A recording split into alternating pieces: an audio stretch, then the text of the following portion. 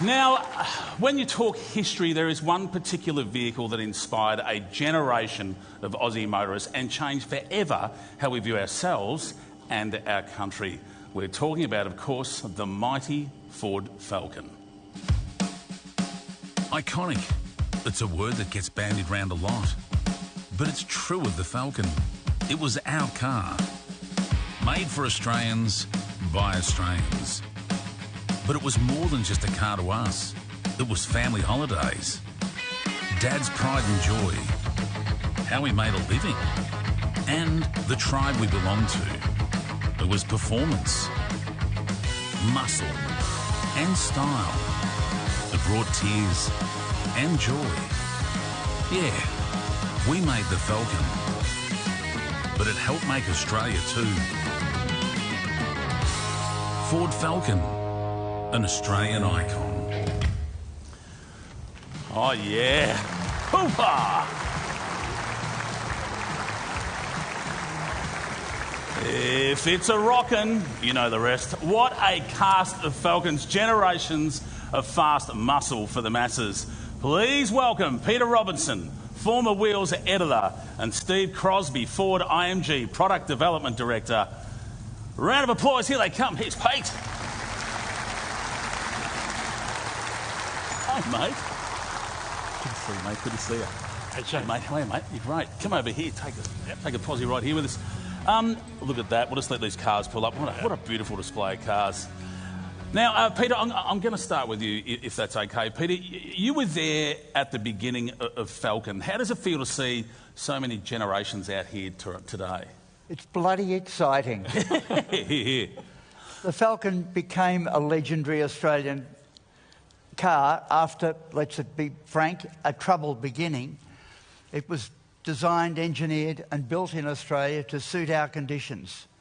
I drove my first Falcon in 1963 at the launch and have driven every model since then. I was -7 then, just so you know. Do you have a favourite? I've got to ask. We all do. Do you have a Well, I think the BA XR6, it was there was no compromise with that car. It was a terrific car. It was an excellent piece of engineering and a great car to drive. I also have a favourite that goes back further, the XR GT. It was more refined than the XT GT. It was more refined than the XR, and it had a balance that the GTHOs didn't have. The very first, the XK, we have here. That's not an XK. We don't have, somewhere I've seen an XK. That's one of them. Was the right long-term choice for Ford. Charlie Smith went to Detroit. He had to choose between the British Zephyr and the US Falcon, the first compact Ford. And fortunately for Australian buyers, they chose the Falcon. Yeah, here. Steve, products like Ranger and Everest really built on the ingenuity of the Falcon, I think is fair to say. But how did a nimble, large car built for a small market leave such a huge legacy? Well, Falcon was a big car for a big country. It was locally developed for our conditions. It had the ride, the handling, the safety, and the suspension to cover punishing distances from the city to the outback. Our engineers did a lot with a little and continued to develop the Falcon and innovate through its each 7 generations, improving performance, crash safety, economy and comfort. The thing I love about Falcon, it was about being part of who Australia is. It's the emotive connection through some of our great products. First it was the GTs, but then we created more products that engage people's imaginations. And I've got to say how happy I am to see that we've actually got 2 people here that look exactly like everyone that drove through the western suburbs right near my house. So it's going well. And there were also, I guess you could say, so many Falcon firsts, weren't there? So many. Oh, yeah. The first Australian car with seatbelt mounting points in 1962.